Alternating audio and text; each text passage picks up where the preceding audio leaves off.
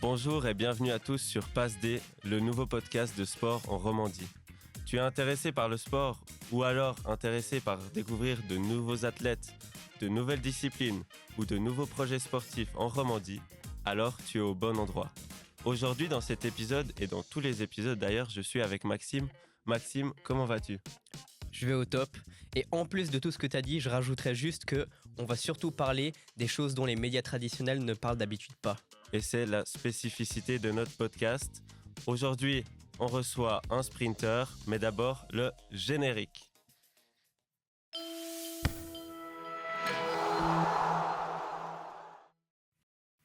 Alors bonjour Charles, bienvenue dans notre émission. On est très heureux de te recevoir. Merci Aujourd'hui, on va parler de ta carrière. On va commencer par tes débuts. On va parler un peu des JO à Paris. On va parler aussi de ta vie professionnelle et sportive, comment tu gères ça. Mais d'abord, j'aimerais parler de comment tu as commencé l'athlétisme. Bah, en fait, c'est un peu, je vais pas dire comme tout le monde, mais il y avait les JO d'Athènes, je crois, en 2004, là. Et puis ça passait à la télé, et puis il y avait, je sais pas, genre un marathon, parce que c'était une course dans la ville un peu. Et puis, bah, ça avait l'air quelque chose qui a l'air sympa. Enfin, les gens qui couraient, ça faisait un peu simple, mais c'était quelque chose d'assez cool. Et puis, en fait, demander à mes parents où est-ce qu'on pouvait faire ça, enfin, si je pouvais faire ça. Puis on a trouvé un club, finalement, qui était à Lausanne. Et mais du coup, c'est un peu comme ça que j'ai commencé. J'avais à peine 6 ans, je crois. Puis normalement, ils prenaient pas si jeunes, mais finalement, ça s'est quand même fait parce que ils ont un petit peu forcé, je crois, le truc. Donc, ouais, à peu près à 6 ans, suite, je pense, au JO d'Athènes, je dirais ça. Et puis toi, si je me trompe pas, tu habites pas non plus à côté de Lausanne. Comment tu en es venu à aller là-bas? Bah, je crois que c'était le club, pas le plus proche, mais celui qui était un peu plus connu, en fait. Ok. Et puis, celui qui était un peu plus pratique.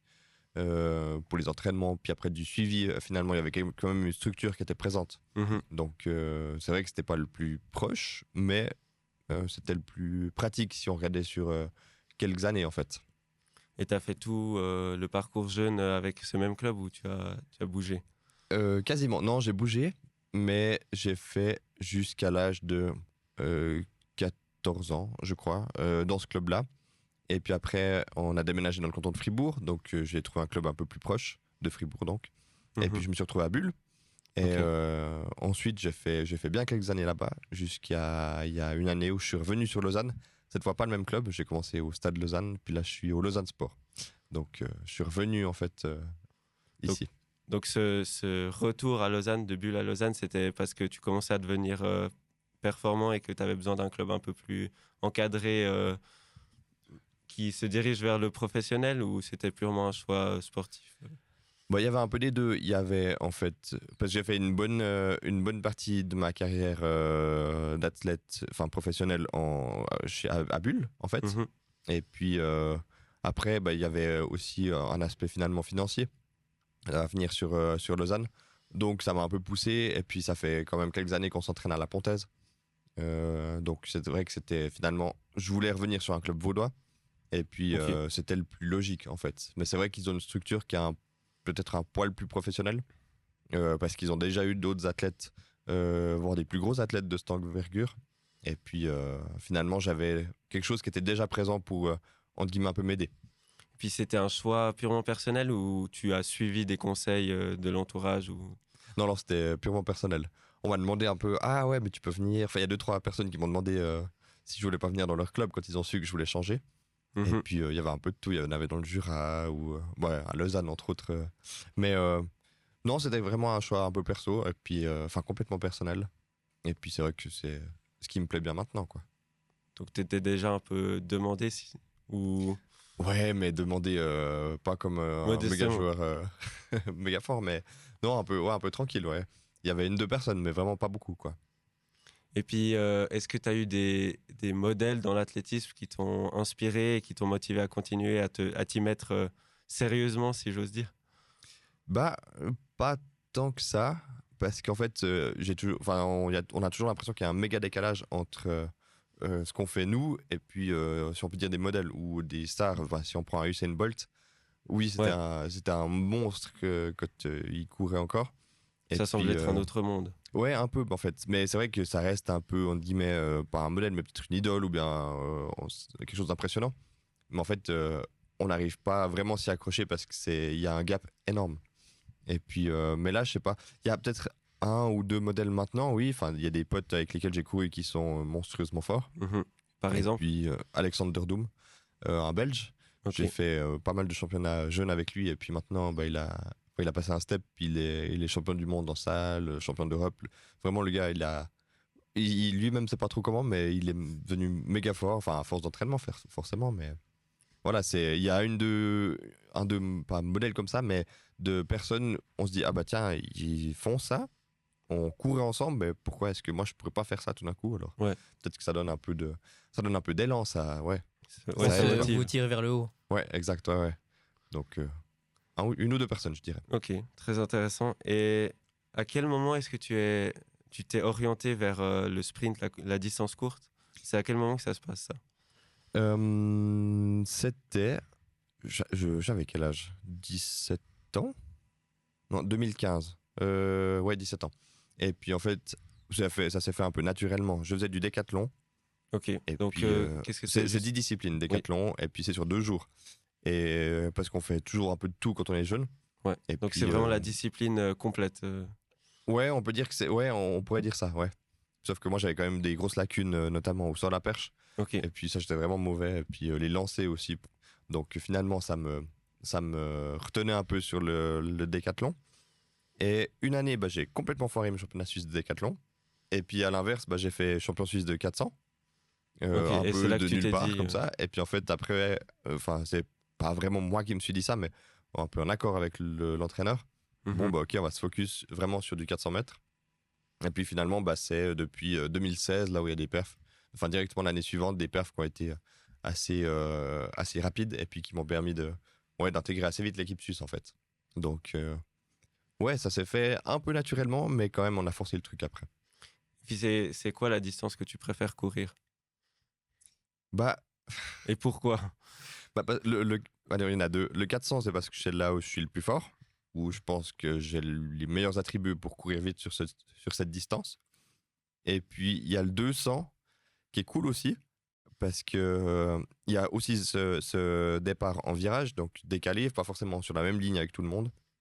Et puis, il y a c'est moins dur physiquement faire du 200. Oui, Enfin, en tout cas, pour des coureurs de 400, c'est moins dur. Parce que t'as pas l'aspect lactique, t'as pas ouais, l'aspect un peu, je dois me calquer un certain rythme, mais pas aller trop vite ni trop lentement. C'est vraiment, tu fais ton virage, tu sors de ton virage et puis t'es à fond tout le long.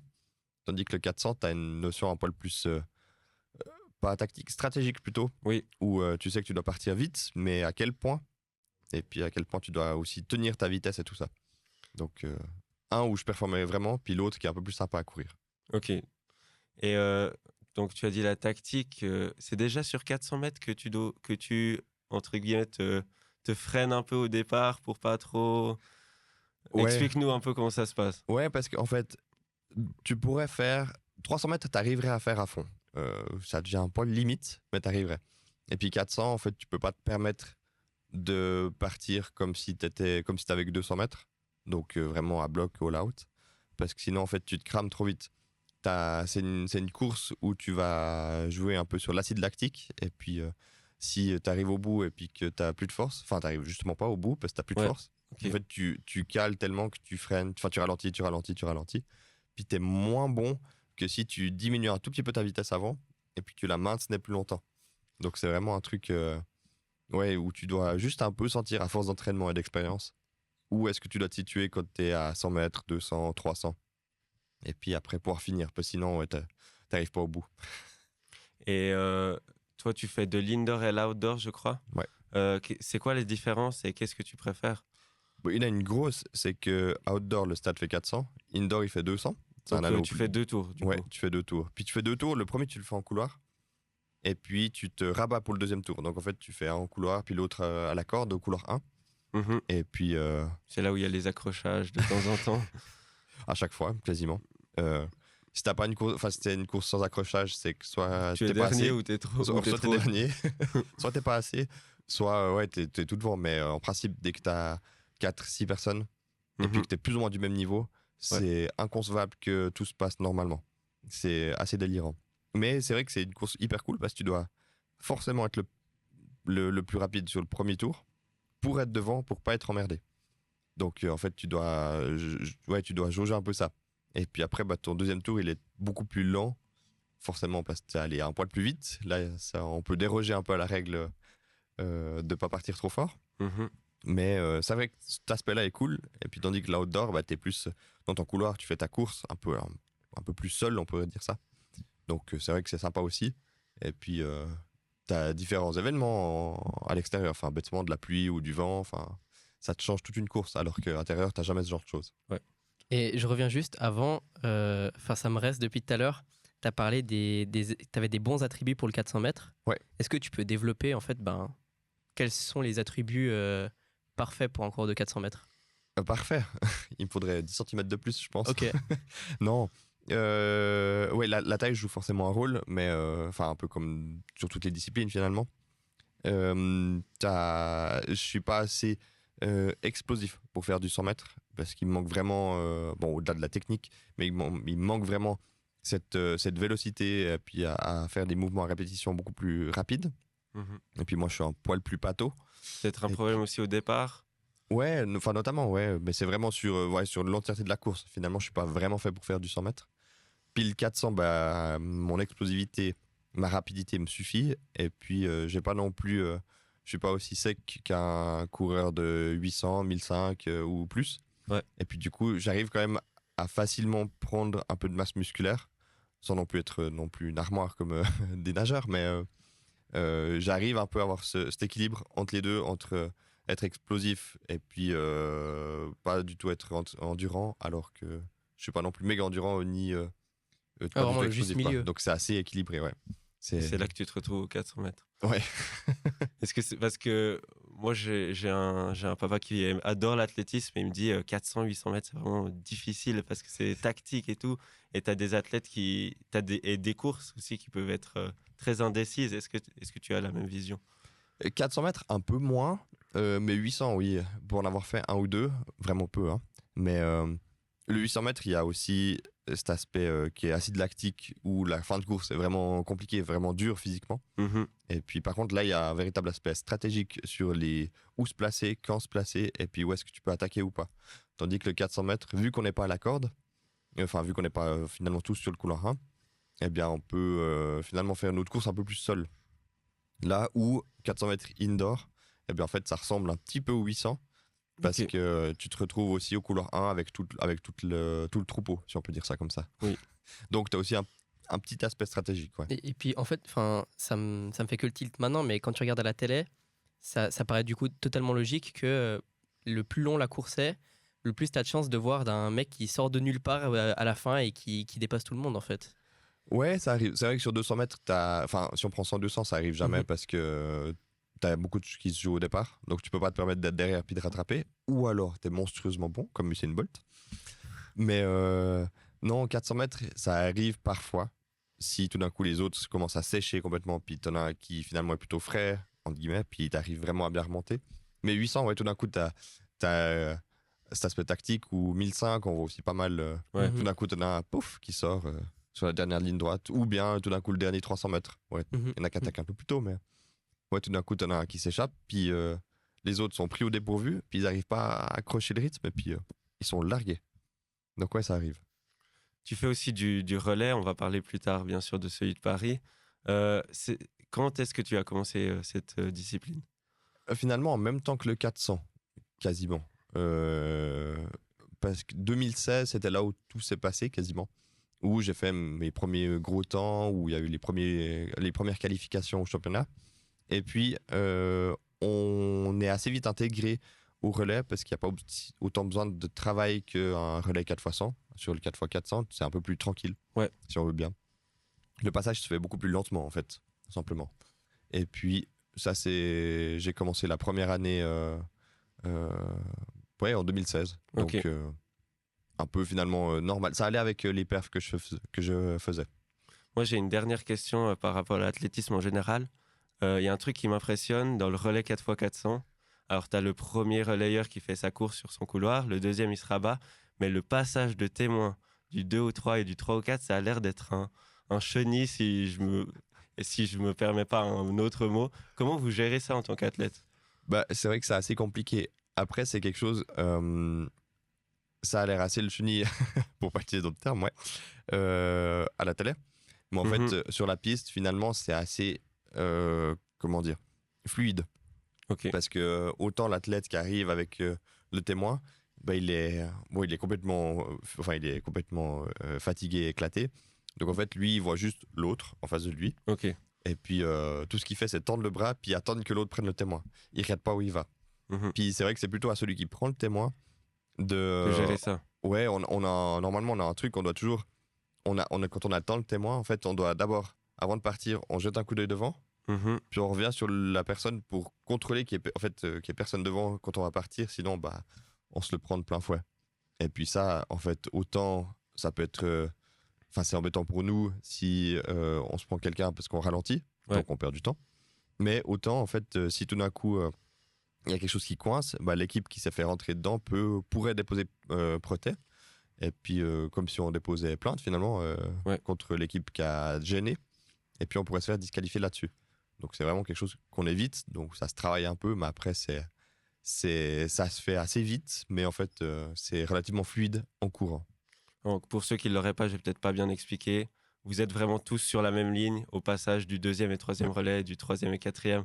C'est pour ça que ça peut créer des embouteillages et c'est vrai, visuellement à la télé, ça a l'air d'être un peu le bordel. Ouais, il y a je l'ai dit. personnes, ça va.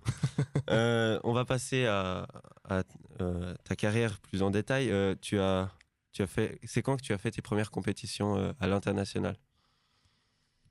La toute première, c'était les. Non, j'étais remplaçant.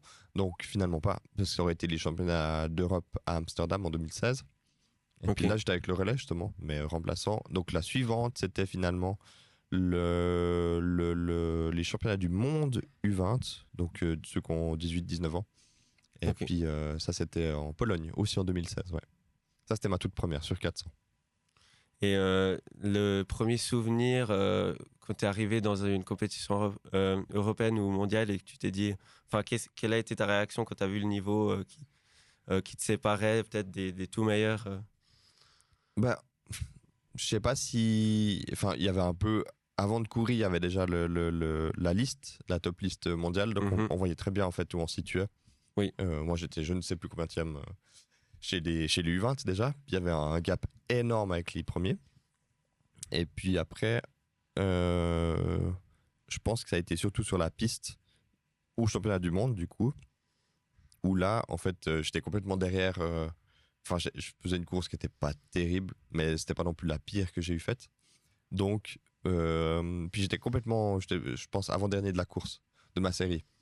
Okay. Et puis devant, ils allaient tout facile, puis ils se sont arrêtés sur la ligne, et puis ils étaient qualifiés en 2 secondes plus rapide que moi. Puis j'étais là, ah ouais, il y a encore un peu de boulot à faire, ouais. Et qu'est-ce qu'on retient d'une telle expérience? Bon là, j'ai pas retenu grand-chose, je crois. Mis à part un peu toute la structure qui a été créée autour finalement de l'événement. Je crois que c'était le plus important, aussi découvrir un peu.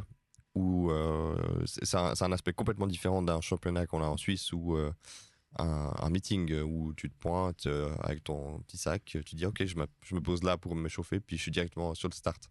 En fait, là-bas, tu as vraiment un coin pour t'échauffer, un coin pour faire la compète, tu as des transports qui sont entre deux, tu as un hôtel qui est prévu, tu as vraiment tout qui est... Un autre monde. Ouais, c'est complètement différent, tu as tout qui est vraiment organisé, puis ça, je crois que je pense que c'est ce qui m'a le plus aidé pour la suite. À Amsterdam, du coup, la même année quand tu étais remplaçant, est-ce que ça t'en tire aussi des souvenirs ou justement pas tant que ça vu que tu étais remplaçant? Est-ce que c'était peut-être une source de motivation de dire qu'il y a encore du chemin à faire? Ça, c'était différent parce que celui-là, c'était vraiment mon premier comme étant expérience internationale, sans avoir couru. Et puis là, c'est vrai qu'on voit quelque chose d'autre parce que, en fait, t'es avec l'élite. Donc, t'es avec les gens que tu pouvais pas, non, que tu côtoyais pas du tout avant. Puis que tu te disais que. Donc, tu les rencontres sur le moment? Ouais, quasiment. Ok. Mais enfin, aussi tous les membres de l'équipe suisse finalement. Où tu te dis, waouh, eux, c'est les grandes stars. Puis en fait, t'es avec eux. Donc, tu sais que ça, déjà, tu dois t'habituer assez vite. à switcher puis dire ok, moi aussi je fais partie de cette team-là, qui est pas vraiment facile la première fois. Mais bon, après on s'y fait donc ça va. Et puis ouais, c'est voir comment les autres se préparent, s'échauffent, comment ils appréhendent les compètes aussi. Et puis ça aide aussi ouais, pour deux, trois trucs. Parce qu'après, t'en as d'autres qui te prennent un peu sous leur aile. Et puis, ok, bah, tiens, tu peux peut-être faire ça. C'est peut-être mieux que si tu vas vraiment faire ça maintenant. Qu'est-ce que tu veux faire un bain froid? Oui, ou. Donc, t'avais un peu un soutien aussi des gens qui étaient plus âgés. Moi, c'est tu prends toute l'expérience qui t'est à disposition. Ouais, finalement. là, c'est. T'es quasiment spectateur, en fait. Est-ce que tu peux dire les noms de ces athlètes qui t'ont un peu... Et en quoi ils t'ont aidé? Il y avait qui Il y avait Daniel et Angelella, un Tessinois. Ok. Enfin, ça, c'était les membres du 4x400 surtout. Et puis, je me souviens que j'étais en chambre avec lui. Donc, le gars hyper sympa, franchement, un énorme type. Il y avait un Sylvain Lutz qu'on voit toujours régulièrement, pas sur la piste, mais comme coach. Et puis le quatrième, non, il y en avait deux. Il y avait Lucas Fluck aussi, enfin, il avait une année de plus que moi, mais très sympa. Enfin, ils aidaient un peu à chaque fois. Hein, donc, Ok. Et puis le quatrième, c'était un Joël Burgunder. Donc lui qui était de Zurich, puis c'était vraiment le GOAT du 400 à son époque. D'accord. Et puis maintenant, il sera un peu dans le midfield. Donc voilà, c'est aussi pour se dire un peu, mais non, c'est vrai qu'ils étaient tous hyper bienveillants, quoi. Ils essaient de te mettre à l'aise, t'expliquer un peu les Incroyable. trucs, quoi. Ouais. Puis moi, je parlais pas allemand, donc les réunions de team, c'était cool. J'étais le seul roman. Donc heureusement qu'ils parlaient français, hein. Sinon c'était galère. Tu as parlé de ces stars. Elles-mêmes, on entend souvent qu'elles galèrent un peu à allier le sport et la vie personnelle, professionnelle. Toi, comment tu gères ça au quotidien dans ta carrière d'athlète? Bah, moi, je travaille à 50% à côté du sport. Donc enfin, simplement, en fait, pour avoir déjà un équilibre entre sport et hobby ou travail.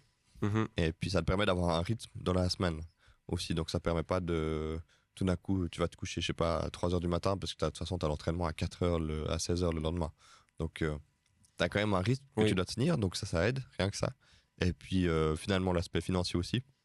Je peux pas me permettre de faire que du sport. Et puis, ça m'embêterait de bosser.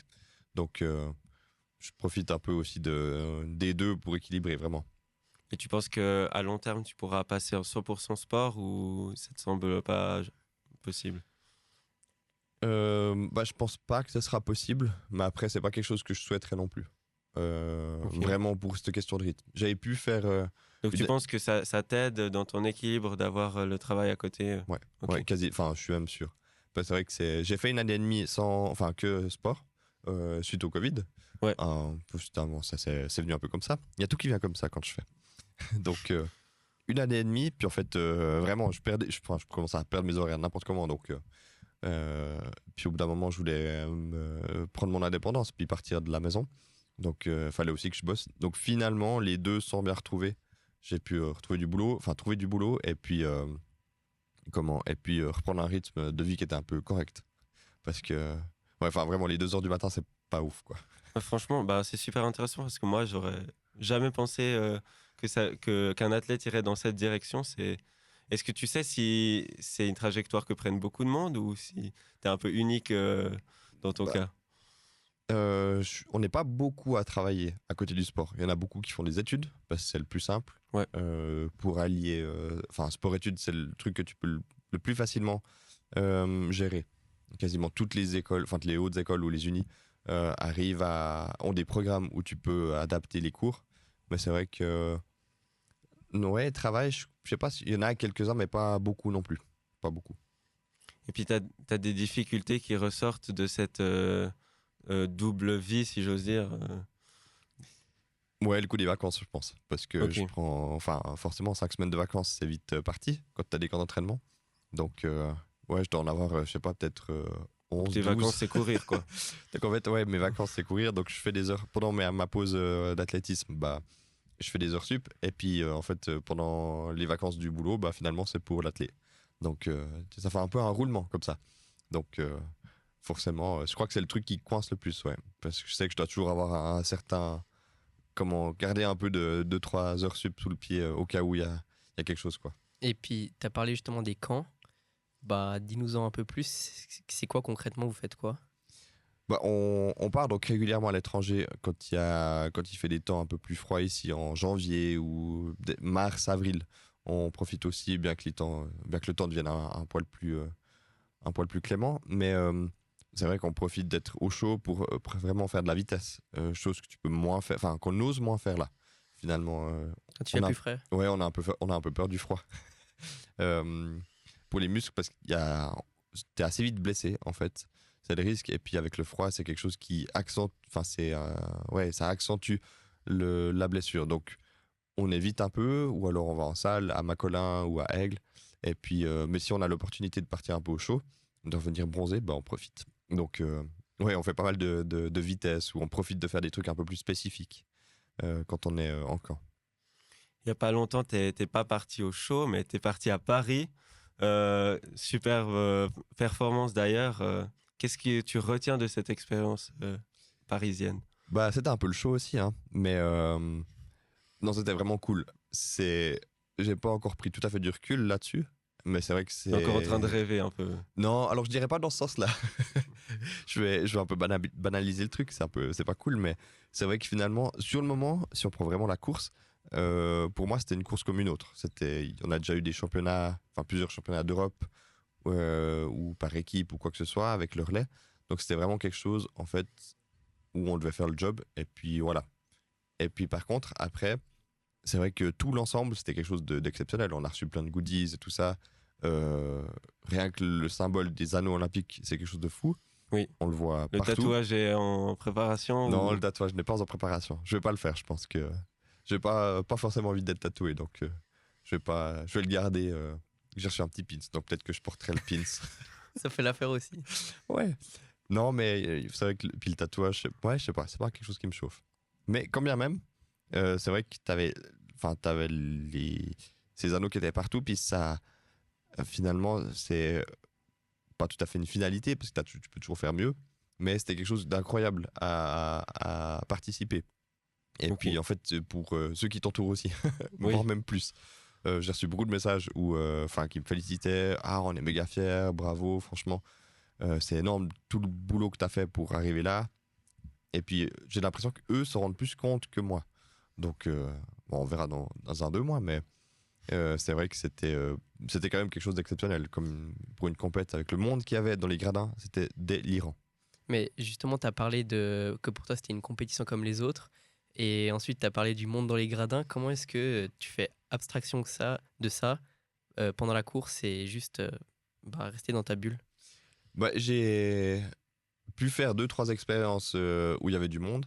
La première, c'était à Berlin, un stade le stade qui est magnifique d'ailleurs. Dans l'Olympia Stadium. Ouais, ouais. Oh. En 2018. Et puis, en fait, je faisais ma course. Et puis, aux 200 mètres, donc aussi sur Harley, aux 200 mètres, il y avait la tribune des athlètes. Et puis, en fait, il y avait tellement de bruit que ça m'a sorti de ma bulle. C'est ça que je me suis rendu compte. Ouais, il y a du monde ici.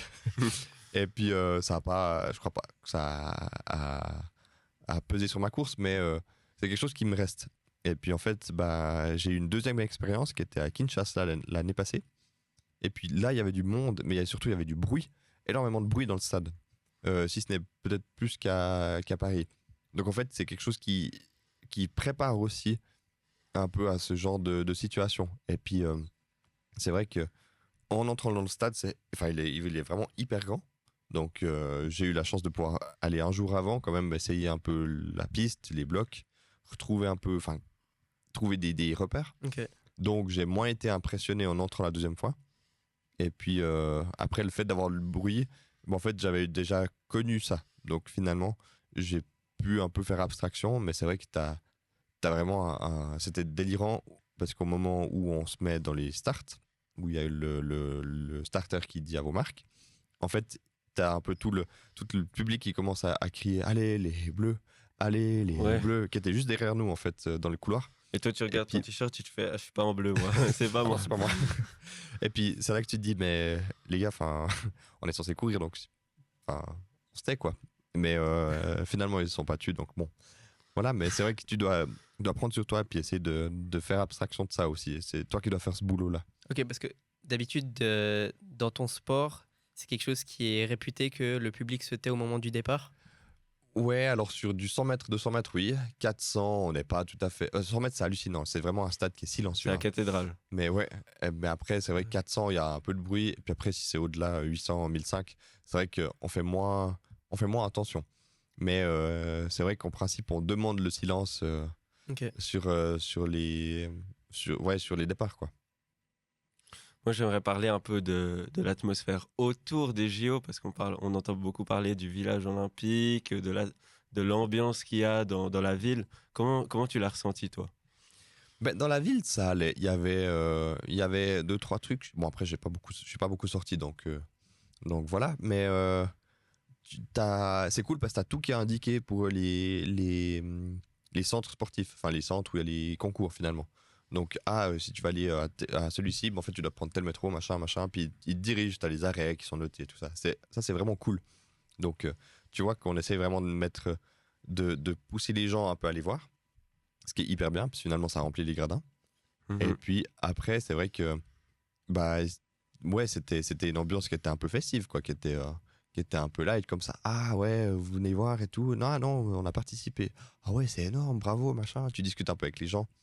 Et puis, enfin, plus avec les conducteurs de taxi que les autres, mais c'est vrai que c'est c'est un peu festif comme truc, donc c'est assez cool. C'est assez léger finalement. Tu as quelque chose d'un peu insolite à nous raconter sur cette expérience olympique qui sortirait de l'ordinaire que tu vois pas dans les autres compétitions? Euh, Ouais, alors t'as un deux trucs qui sont assez sympas, c'est que on a tous finalement reçu un téléphone, et puis en fait t'as tout le monde qui l'utilisait sur le moment. Enfin, c'était un de ces enfin un La joli petit marque téléphone. qu'on connaît tous, évidemment, qui a le sponsor. Oups. Pas de souci. Mais donc c'est assez cool. Et puis en fait t'as un peu tout le monde qui l'utilise, et puis parce que finalement t'as une carte qui te permettait d'avoir aux machines, enfin au Selecta et tout ça, Mhm. pour avoir finalement de l'eau ou bien d'autres boissons. Donc, en fait, t'as tout le monde qui l'utilisait, puis c'est vrai que c'était assez drôle parce que dès que t'envoyais un dans la rue qui avait tout d'un coup un téléphone, bah tu voyais peut-être pas forcément son accréditation, mais dès que tu voyais le téléphone, tu savais qu'en fait il était au jeu, alors que t'as pas ça dans les autres championnats. Tu peux être incognito dehors, tranquille quoi. Et est-ce que ça, c'était une première que tu ailles à une compétition et qu'on distribue justement un téléphone ou quelque chose que tu peux reconnaître les autres avec? Ou oui, comme ça, oui, ouais, aussi gros. Parfois, t'as des sacs qui sont offerts. Je sais que l'année passée au championnat du monde, il y avait un joli sac à dos. Et puis, tu le retrouves par contre sur les stades. Donc, finalement, c'était pas forcément à l'extérieur. Mais Mhm. ouais, le téléphone, c'est un outil que tu utilises plus facilement dans la vie. Enfin, c'est sûr que tu l'utilises dans la vie courante, quoi. C'est Pour ceux assez qui fou l'ont comme gardé. cadeau. Donc, finalement, ouais, c'est assez dingue. Puis, on était que 10 000, on était 10 000 athlètes. Donc, le nombre de téléphones qui ont été distribués, il y en avait 2-3. Puis est-ce que tu as pu rencontrer des athlètes un peu stars avec qui tu as fait des photos, par exemple? Est-ce que tu as des rencontres comme ça au village olympique? Bah, j'ai voulu, mais en fait, pas beaucoup, parce que bon, j'ai fait peu de temps sur place. Et Ok. puis après, on restait pas mal en groupe, ça aussi. Mais surtout, ce qu'il y avait, en fait, c'est que je voulais essayer de croiser des gens de la NBA un peu, parce que c'était quand même quelque chose Ah, d'exceptionnel oui. pour Mais pas ils la n'étaient pas première là, fois je qu'ils étaient crois. là. Non, justement, ils étaient tous à Lille. Alors, finalement, bah, en fait, on les a jamais vus, eux. On les a jamais croisés. Même à la cérémonie de clôture, je les ai même pas vus, donc tu vois, c'est pour dire. Mais c'est vrai que il y avait beaucoup de sites, enfin de villes différentes où Mhm. tu avais des compètes. Et puis, t'as finalement pas tous les athlètes qui étaient réunis au même endroit. Il y avait plusieurs petits villages, en fait, si on voulait bien. Donc, c'était un peu le truc qui était un poil dommage. Après, c'est inévitable parce que tu peux pas avoir toutes les disciplines au même endroit. Mais ouais, j'ai voulu faire une de photos, mais finalement, pas tant que ça. Et les fameux muffins du village olympique, tu as pu les goûter et c'est ce que tu Non, j'ai pas pu valides. goûter. J'ai pas pu goûter, je suis deg. C'est vrai que pas mal de monde en parlait, mais à part ça, la nourriture était vraiment bonne. Hein. Il y en a qui ont râlé un peu dessus, mais bon, après, je suis pas trop pénible non plus, donc voilà. Mais non, c'était cool.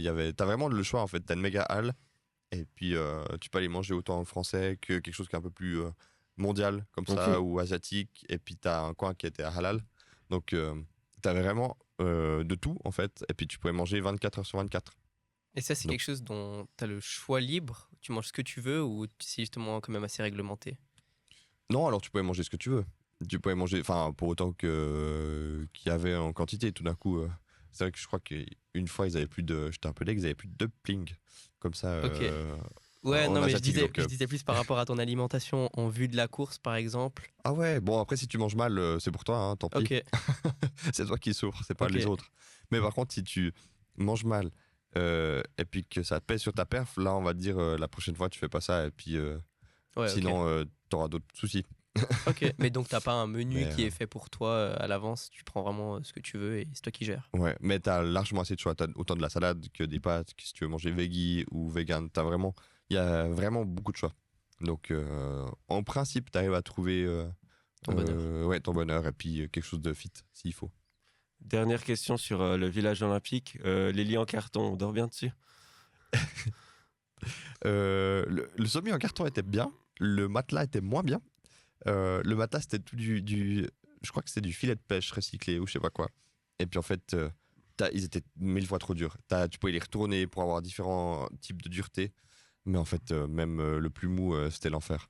Donc ça, c'était pas ouf. C'est Ouais, peut-être pour ça que les athlètes NBA sont pas venus au village olympique. Et de toute peut-être. façon, ils étaient peut-être un peu trop grands pour ces lits, en l'occurrence. Ouais, ils étaient petits, ouais, c'est lié. Mais ouais, c'est vrai que. Et combien ils faisaient 2 mètres, je crois. Ouais, donc c'est un peu limite. C'est un poil limite. Ouais, pour Wemby, ça passe pas, quoi. Je retourne sur la piste. Vous avez fait un record de Suisse, magnifique. Mais malheureusement, ça n'a pas suffi pour aller en finale. Ouais. Comment on réagit quand on fait une performance telle, mais qu'au final, il n'y a pas la récompense qui va avec? Bah, en fait, c'était assez clair que l'objectif devait être aller en finale. Et puis, bien qu'on arrivait, enfin, on était sur la start list, on était 12e sur les 16. Donc, la finale top 8, c'était assez chaud. On savait que ça allait être hyper compliqué. Et puis, donc en fait, on arrive à la fin de la course et puis on voit qu'on est déjà 6e dans notre série, donc forcément pas qualifié. Et puis, donc bon, bah là, on était un peu deg. Ok, bon, bah c'est dommage, enfin, on a loupé un peu le truc. Puis après, on voit qu'on a quand même fait le record suisse. Et puis, Mhm. le record suisse, quand même, d'une seconde 3. Ouais, Donc, ce donc, qui est relativement gros, quoi. Enfin, c'est énorme. Mais il doit aller encore plus vite, ce record suisse, par contre. Il va pas s'arrêter là, normalement. donc tu penses que dans les prochaines années, on va le battre, enfin, vous allez le battre progressivement? Ouais, ouais, ouais. Bah là, il est à 3,12, 70, quelque chose comme ça. Et puis, Mhm. je pense il devrait être autour de 3,10. Ah oui, donc il y a. Donc, il y a encore de la marge. Après, au 3,10, il faut que ce soit quand même des courses idéales. Hein. Faut pas que tu aies d'accrochage. Faut que tu aies tout le monde qui fasse des bonnes perfs. Donc, ça demande deux, trois comment on dit, conditions. Mais, ouais, je pense qu'il peut atteindre 3,10. Mais du coup, pour revenir là-dessus, c'est vrai que le record suisse était génial. Et puis, par contre, pas de qualif en finale. Donc, t'es. Ouais, on a le record suisse. Bon, on n'est pas en finale. Mais quand bien même. Et en plus, les médias parlent que du record, j'imagine. Ou... Ouais, alors ils essaient d'un peu. Des fois, ils sont assez cool. Ils essaient d'arranger un peu le truc. Ah ouais, mais record suisse, enfin, c'est énorme. Vous avez fait la meilleure perf. Donc, ça veut dire que finalement, vous avez des meilleurs. Puis les autres étaient simplement plus forts, finalement. Donc, tu vois, ils essaient d'arranger un peu le truc. Donc, ça, c'est assez cool. Mais c'est vrai qu'on a quand même loupé ça, quoi. Et qu'est-ce qui te fait dire justement que l'avenir sera si bon pour cette équipe? Bah, parce qu'en fait, je suis le plus âgé. J'ai 26 ans, puis je suis le plus âgé de la team. Autant sur le 4x4 des hommes que le mixte. Mhm. Euh, et puis je sais que les autres ont déjà bossé, ils sont déjà rapides, mais ils peuvent l'être encore plus. Ça, c'est quasiment une certitude. Mais après, dans combien de temps, on sait pas trop. On verra si c'est dans une année, 2 ans ou 4 ans, peut-être au prochain jeu. Mais c'est une équipe qui est hyper jeune, en fait. Donc, il devrait y avoir que du bon, et puis ça devrait être plus rapide. Ouais, ok, bah, c'est en tout cas super impressionnant et presque rafraîchissant d'entendre ben, cet optimisme. Et on se réjouit à fond sur les prochains jeux en tout cas. Ouais, bah oui. Hein. Est-ce que 2028, normalement, c'est un objectif. Bah, pas spécialement, pas pour le moment. Parce Ok. que ça reste quand même assez loin. Et puis, ça fait quand même 20 ans que je fais de l'athlé. Donc, des fois, j'ai envie de faire autre chose. Mais oups là, on verra un peu, où ça va. Enfin, si tout d'un coup, je commence à faire que des records, bah, peut-être que je continue. Puis si vraiment je recommence à stagner, eh bien, finalement, peut-être que je vais passer à autre chose. Donc, on verra. Mais plutôt une année après l'autre. Et du coup, les objectifs plus proches, c'est quoi? Le plus gros, là, ce sera les championnats du monde l'année prochaine à Tokyo, Ok. qui seront un poil plus tard que maintenant, finalement, qui seront en septembre. Donc on est déjà dans la période de qualif. Et puis ce sera associé, je pense, en tout cas. Donc, et puis, pardon, je t'ai coupé. C'est bon. Admettons que tu reviennes au JO de Los Angeles. Est-ce que ça serait d'autres disciplines que le 4x400? Est-ce que tu essaieras de t'aligner en 400 mètres? Comment tu vois les choses? Alors, individuellement, oui, c'est toujours un objectif. Donc, même pour les championnats du monde l'année prochaine, là, ce sera l'objectif 400 mètres, enfin individuel, et finalement avec le relais. Mais après, vraiment une autre discipline, je pense pas. Si c'est, à moins que ce soit du 200, mais j'ai pas tout à fait le profil idéal. Donc, je pense que le 400 est là où j'ai le plus de chance. Et puis les championnats du monde, du coup, tu as eu des chances d'y aller en individuel? Ouais, il faut que je continue à bosser par contre. Mais ouais, je vais mettre mes chances pour pouvoir y aller, ouais. Bah, fantastique. Dernière question, j'aime bien la poser. Ton rêve en tant qu'athlète, c'est quoi? Bon, un diplôme olympique quand même. Ok, ouais, Non, c'était le. Bah, c'est pas vraiment un rêve. C'était plus un objectif au dernier jeu là. Mais ouais, après c'est vrai que j'ai pas non plus des rêves à proprement parler, mais plus des objectifs. Vu que c'est un poil plus proche, c'est un poil plus atteignable, disons-le comme ça. Donc diplôme olympique, c'est top 8, c'est ça? C'est top 8. Mais, ou alors, pourquoi pas un record suisse sur 400 mètres. Mais ça, Ok. par contre, c'est une autre paire de manches. Ce sera un peu plus chaud, ça, par contre. Parce que c'est vraiment, y a un gap. Le record suisse, c'était l'équivalent des limites à réaliser pour être qualifié au JO dernier, là, mais en individuel sur 400 mètres. Puis c'était le temps qu'il fallait faire. Donc c'était 45,0, puis le record suisse était à 44,99. Et puis le record suisse date d'il y a 28 ans, 28 ou 26 ans, quelque chose comme ça. Donc il est assez vieux. Et puis personne n'a réussi à le battre. Il y a deux qui sont très proches, mais ils n'ont pas encore touché. Bah écoute, franchement, on te souhaite de le passer. Dernière question, si on veut te suivre et un peu t'aider, comment on peut faire? Bah, c'est vrai que, alors, pour me suivre, c'est plus sur Insta, c'est souvent le plus simple. Et puis, On mettra en description, bien sûr. et puis, après, bah, c'est vrai que si on veut m'aider, bah, c'est toujours cool. Bah, j'ai un site internet, si jamais, où il y a deux, trois infos. Et puis, comment me contacter, c'est souvent le plus facile, le plus direct. Très bien, bah merci Maxime. Tu as posé toutes tes questions. A priori, j'ai tout posé et puis j'ai plus qu'à te remercier d'être venu. Merci beaucoup. Merci pour l'invitation. Mais on est très honoré de t'avoir eu. S'il y a d'autres athlètes qui souhaitent participer au podcast, vous pouvez nous écrire. L'email, il est dans la description. Nous, on vous retrouve sur YouTube, sur Spotify et sur Instagram pour l'actualité. Je remercie Maxime pour Merci sa à toi. précieuse contribution. On remercie aussi l'équipe technique et on remercie le restaurant Al Cilento qui est à Montreux et qui nous soutient. Et on se retrouve dans le prochain épisode. À bientôt.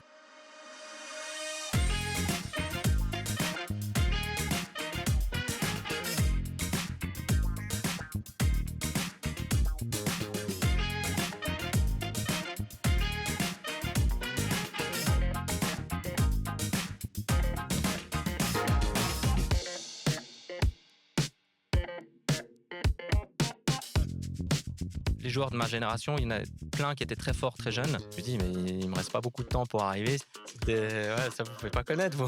Non, impossible. Et on se retrouve régulièrement seul. Puis en plus de ça, quand tu as un petit frère qui a 3 ans de moins, qui commence un petit peu à te dépasser, c'est difficile de croire en soi.